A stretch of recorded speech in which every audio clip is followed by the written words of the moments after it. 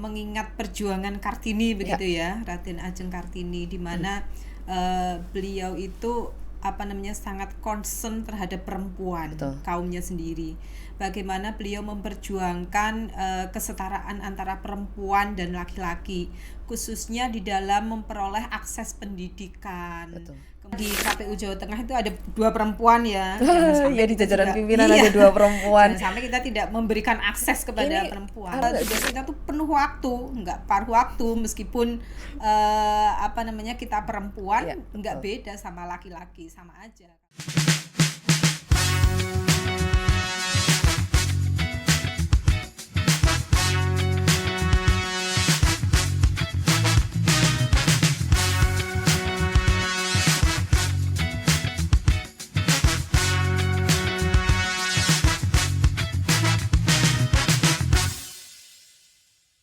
Hai teman pemilih, apa kabar hari ini? Semoga selalu dalam keadaan sehat ya. Terima kasih sudah selalu mengikuti media sosial KPU Provinsi Jawa Tengah untuk mendapatkan informasi yang sangat menarik terkait dengan penyelenggaraan pemilu khususnya, ataupun informasi lain yang tentunya nggak kalah menariknya. Tentu saja masih bersama saya Nunung di podcast KPU Jateng.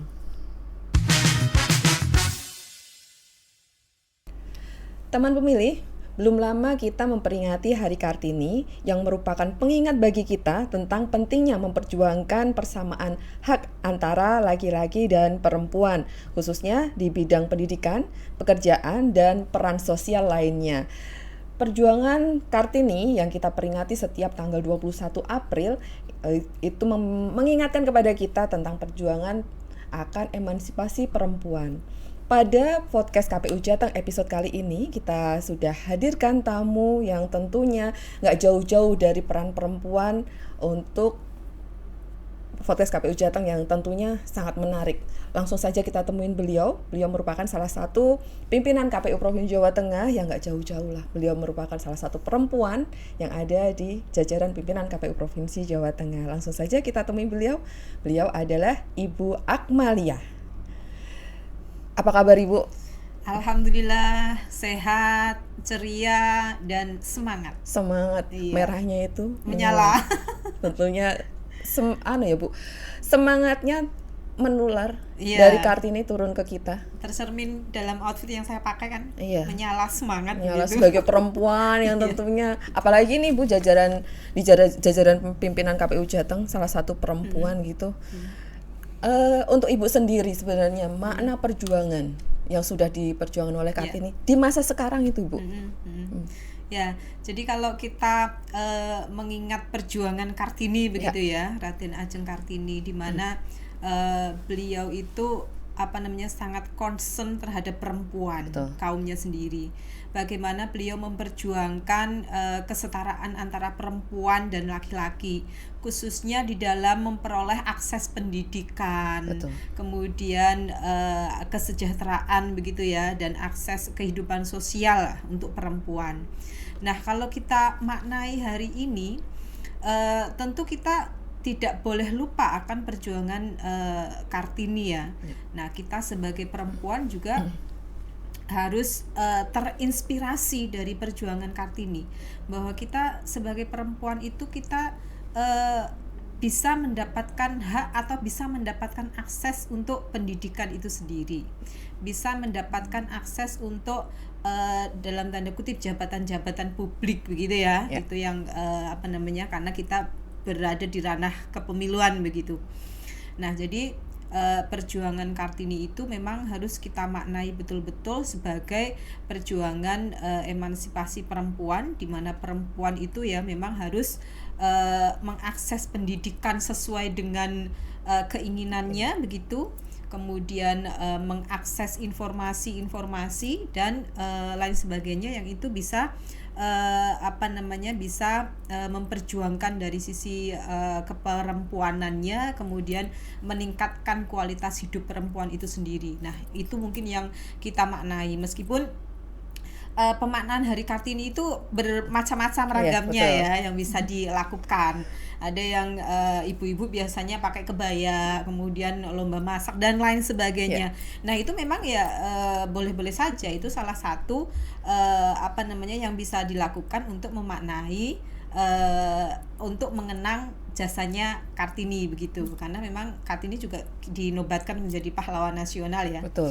Nah, tapi bagi kita sendiri perempuan, pemaknaannya yaitu bahwa pendidikan itu tetap nomor satu yang harus kita akses betul-betul sebagai perempuan, agar kita tidak selalu tertinggal dengan kaum laki-laki gitu lah. Dan kenyataannya juga sekarang sudah semakin terbuka ya Bu. Betul. Akses untuk perempuan bahkan nggak ada batasan. Nggak ada batasan. Sekarang menurut saya sekarang sudah lebih sangat terbuka ya kita ya.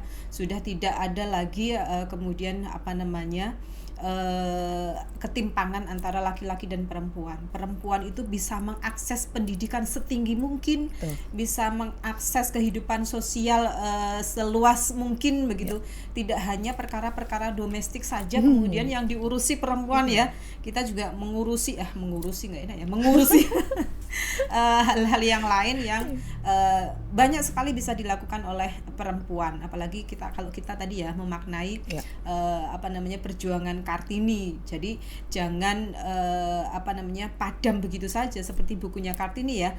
Habis gelap terbitlah terang. Nah, maka kita harus membuat terang terus nih. Jangan sampai kemudian gelap. Makanya tadi yang saya sampaikan, kita semangat menyala itu karena kita harus membuat terang terus kehidupan kita.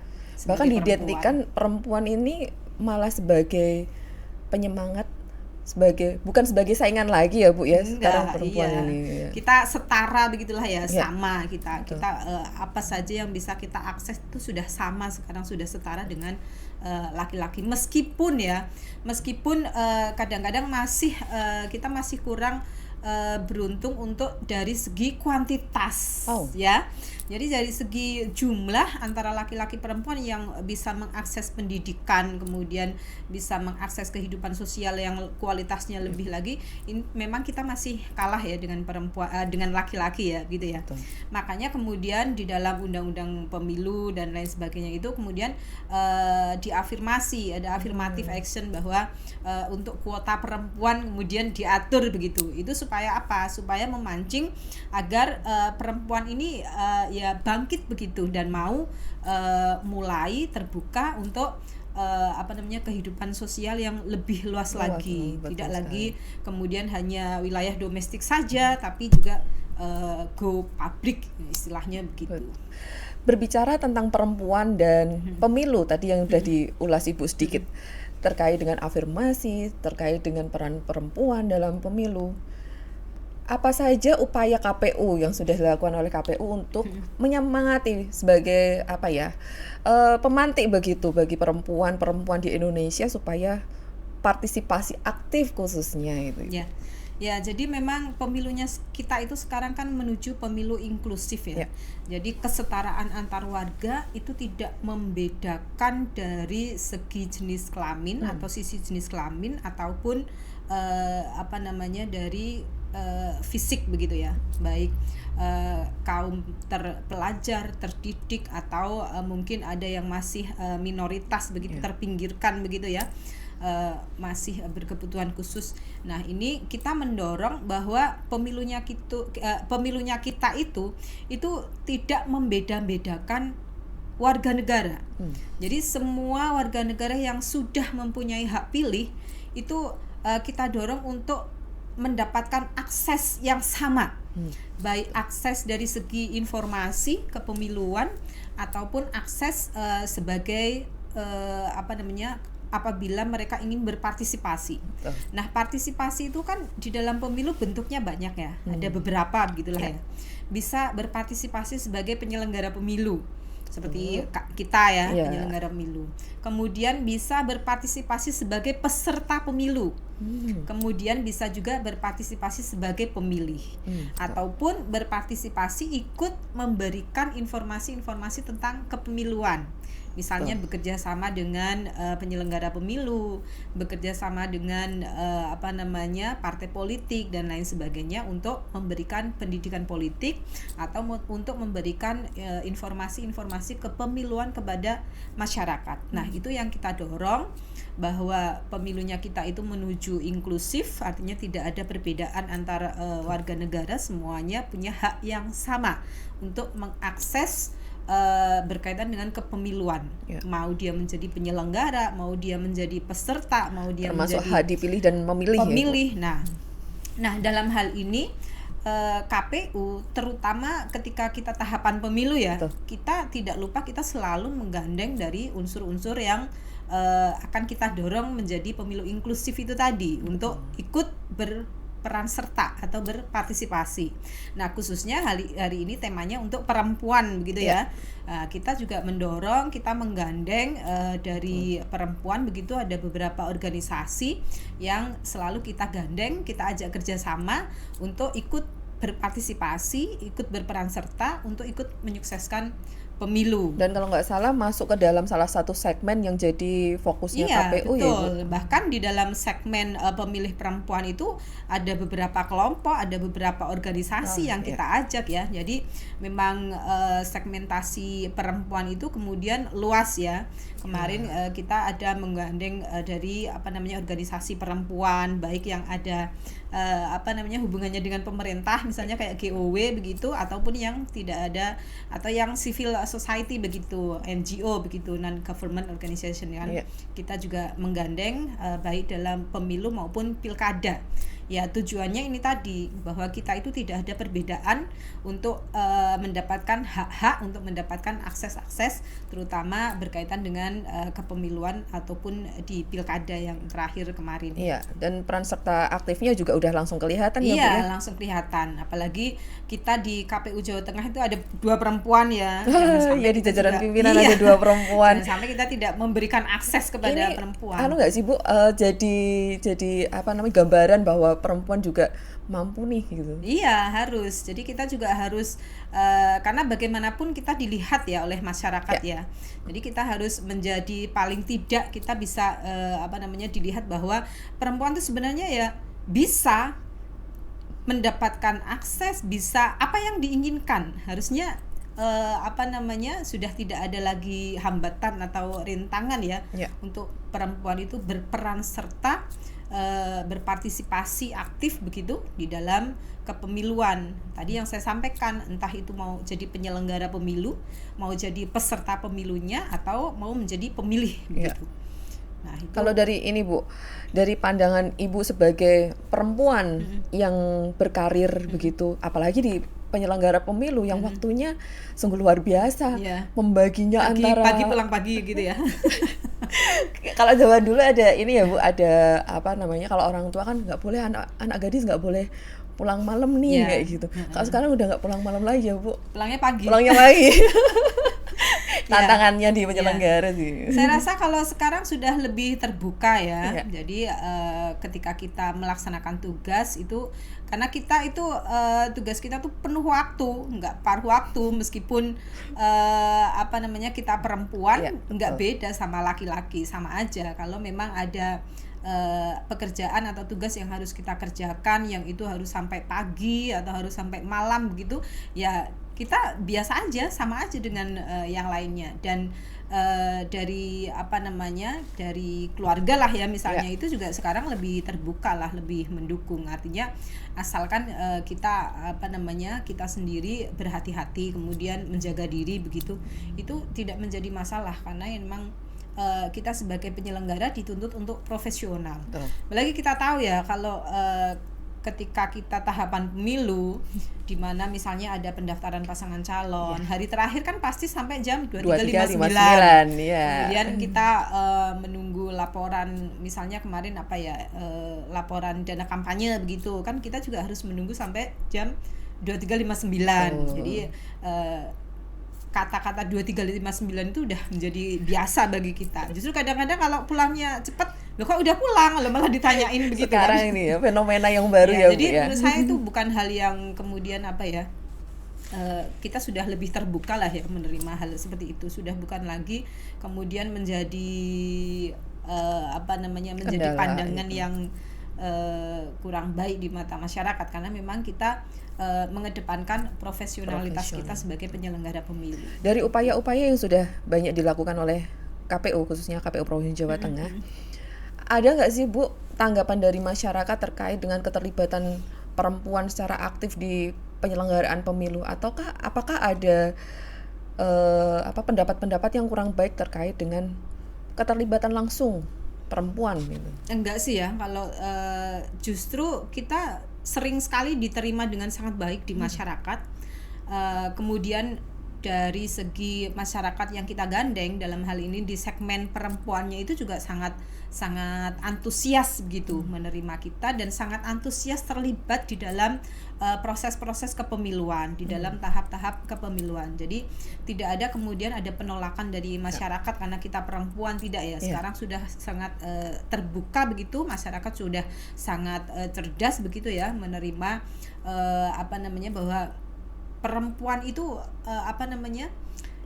sama begitu dengan laki-laki, hanya mungkin kodratnya saja berbeda ya. Kalau perempuan ya, itu nggak usah di inilah. Tapi dari segi kehidupan sosial itu sekarang sudah sangat-sangat diterima, dan kemudian menurut saya sudah tidak begitu ada stigma-stigma negatif ya, ketika perempuan itu harus secara profesional bekerja, bahkan itu sampai malam misalnya gitu, sampai pagi misalnya, karena memang mengedepankan profesionalitas kita sebagai, terutama kami ya sebagai penyelenggara pemilu begitu, yang kerjanya itu harus penuh waktu. Betul sekali.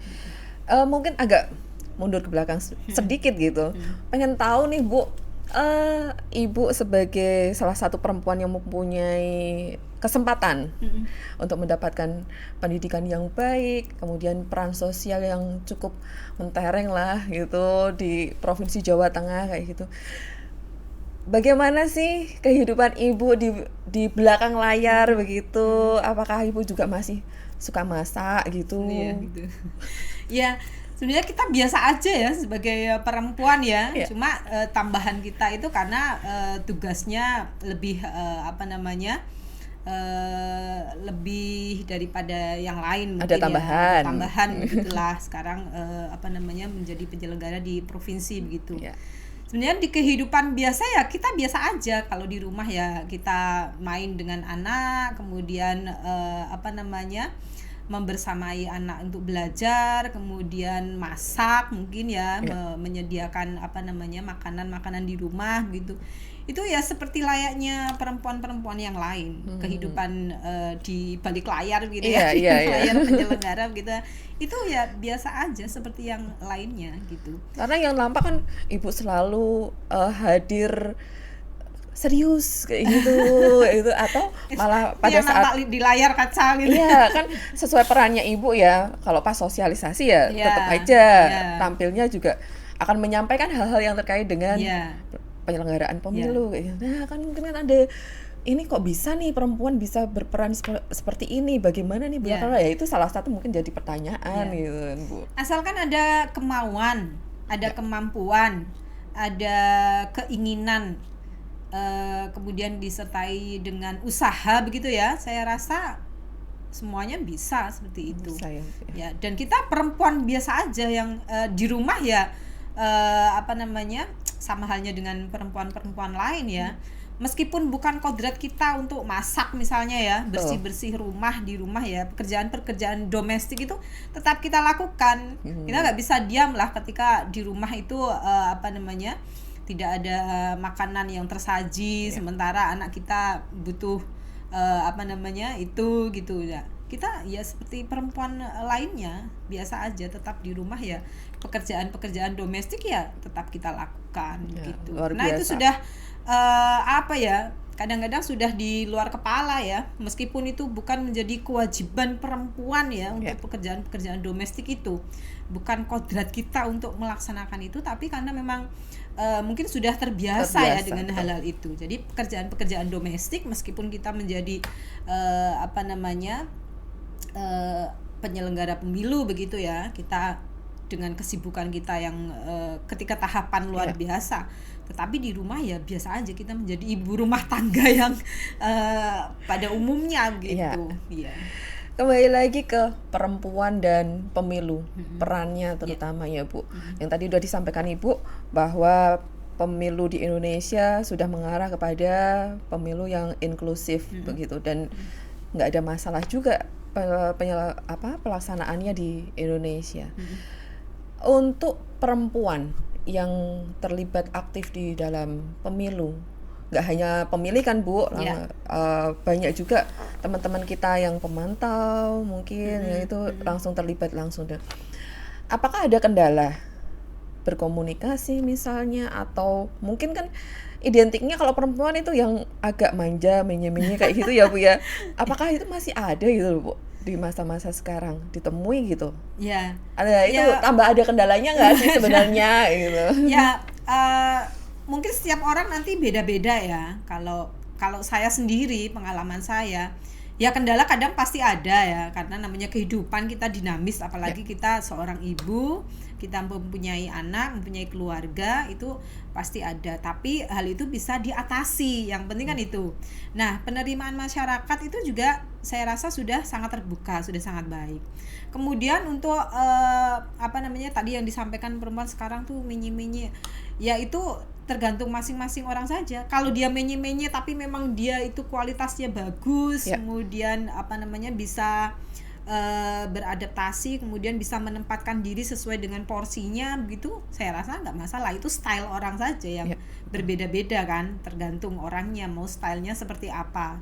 Nah, tetapi yang paling penting bagi saya adalah bahwa perempuan ini tidak hanya sekadar menerima saja saya di rumah begitu, kemudian pekerjaan kewajiban saya itu mengerjakan pekerjaan domestik, tidak, tetapi bahwa perempuan sekarang itu bisa lebih go public dalam kehidupan sosial, bisa dia menjadi pejabat publik ataupun apapun itu ya yang dia inginkan, itu sekarang sudah lebih terbuka dan sudah lebih diterima oleh masyarakat, menurut saya begitu. Hasil pilkada kemarin juga tidak sedikit perempuan. Itu yang baru mau saya tanyakan juga, kayaknya banyak perempuannya juga ya Bu. Ternyata masyarakat sudah sangat welcome dan sangat menerima hasil pilkada di beberapa kabupaten kota itu.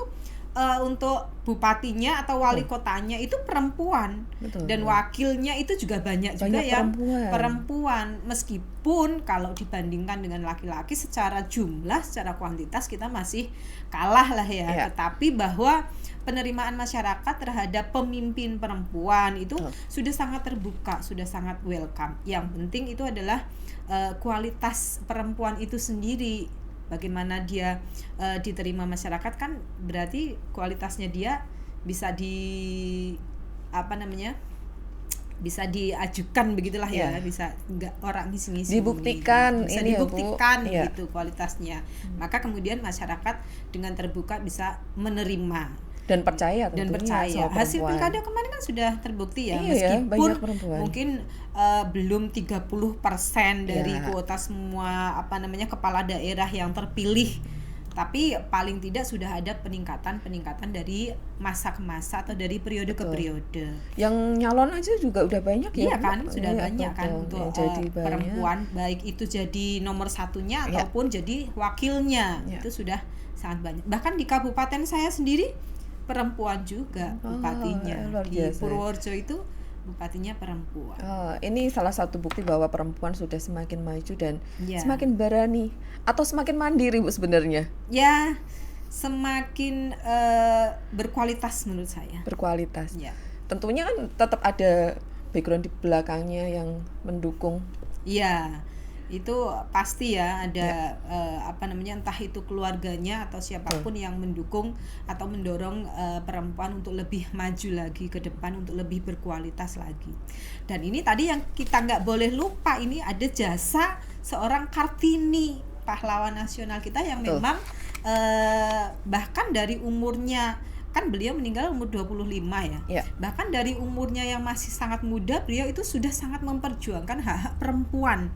Bagaimana perempuan itu harus bisa mengakses pendidikan, sampai beliau itu kan kemudian mendirikan sekolah perempuan ya. Ya. Ketika beliau masih di Jepara, dia selalu menginginkan perempuan itu bisa belajar, bisa berpendidikan dan lain Dengan sebagainya. memanfaatkan fasilitas saat itu ya, Bu? Iya, ataupun ketika dia sudah menjadi istrinya Bupati Rembang waktu itu. betul. Bahkan dia menginginkan ada sekolah untuk perempuan gitu. Nah, bagaimana beliau memperjuangkan hak-hak perempuan untuk mendapatkan kesetaraan. Itu luar biasa ya, karena beliau juga punya akses yang sangat luas, yang cukup luas, dan Ya. fasilitas yang memadai, Ya. sehingga memanfaatkan itu. Ya, padahal di tengah-tengah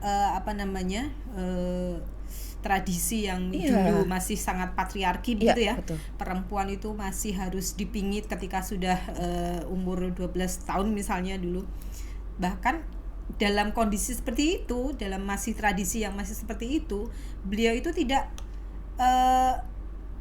tidak berhenti untuk berjuang untuk memperjuangkan perempuan. Betul. Maka itu yang harus kita maknai betul-betul, bahwa pendidikan itu sangat penting diakses, terutama juga untuk perempuan. Supaya kita bisa memperbaiki kualitas hidup perempuan. Betul sekali. Gitu. Nah, Ibu pada saat ini sebagai Kartini era masa kini yang juga memperjuangkan hak-hak perempuan tentunya, yang tentunya karena berada di jalur kepemiluan, tentunya memperjuangkan hak perempuan di demokrasi dan pemilu tentunya. Perjuangan apa yang masih ingin Ibu lakukan, atau yang masih menjadi perjuangan bagi Ibu saat ini? Ya. Kalau saya inginnya lebih mendorong lagi sebanyak mungkin perempuan itu bisa mengakses pendidikan yang lebih tinggi lagi, kemudian bisa meningkatkan kualitas hidup perempuan itu sendiri. Biasanya kalau kualitas hidup perempuannya itu meningkat, suatu negara juga pasti nanti akan meningkat begitu. Kadang-kadang kan perempuan itu sangat kalau sekarang itu sering istilahnya penguasa dunia. Ras tertinggi, ras terkuat di bumi. Ras terkuat di bumi perempuan ya. Yeah. Nah, kalau kita sudah istilahkan begitu ras terkuat di dunia atau di bumi ini perempuan, ya kita harus menunjukkan bahwa kita memang betul-betul berkualitas. Yeah. Kita memang betul-betul bisa bermanfaat untuk orang lain, terutama kalau perempuan ya untuk perempuan. Maka kalau saya terutama inginnya mendorong sebanyak mungkin perempuan itu bisa mengakses ranah-ranah publik begitu, nggak hanya nggak hanya ngurusi soal-soal domestik saja begitu, tapi juga bisa go publik begitu. Tentunya kesempatan tetap ada buat perempuan, betul. Dan harus dimanfaatkan sebaik-baiknya. Harus dimanfaatkan. Jadi memang kita sendiri yang harus memperjuangkan hak kita kan. Siapa lagi kalau bukan kita kan. Jadi betul. Ya kami mendorong betul untuk perempuan-perempuan ini lebih ikut berperan serta, lebih meningkatkan lagi kualitas hidupnya begitu. Sekarang untuk teman pemilih harapan Ibu, khususnya untuk teman pemilih yang mungkin yang khususnya perempuan ya Bu, atau yang laki-laki juga, pesannya apa sih Bu nih Bu buat mereka? Ya, untuk teman pemilih ya tentu kita berpesan ikut selalu berperan serta, ikut berperan aktif, kemudian berpartisipasi dalam kehidupan demokrasi. Jadi kita meningkatkan kualitas kehidupan demokrasi kita dengan cara apa? Dengan cara berpartisipasi.